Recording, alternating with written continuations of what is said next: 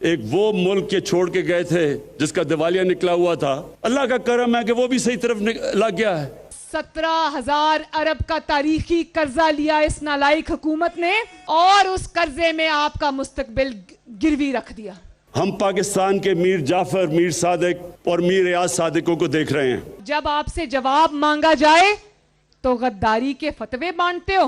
آنے والے دنوں میں آپ دیکھیں گے کہ کس کی ٹانگیں کامتی ہیں اور کس کے ماتھے پہ پسینہ آتا ہے۔ ریاض صادق صاحب نے فلور آف دا ہاؤس پہ ایک بیان دیا کہ سلیکٹڈ حکومت کی ابھی نندن کو چھوڑتے ہوئے ٹانگیں کانپ رہی تھیں۔ جو سٹیٹ کے ادارے ہیں ان کو اب میں خود دیکھوں گا کہ اس ملک میں قانون کی بالادستی قائم کرے۔ جب آر ٹی ایس بٹھایا جاتا ہے تو عدل کا نظام بیٹھ جاتا ہے۔ پاکستان کے army chief, I S I کے چیف کے اوپر اب انہوں نے بندوقیں تانی ہوئی ہیں۔ وہ اتنے ان کے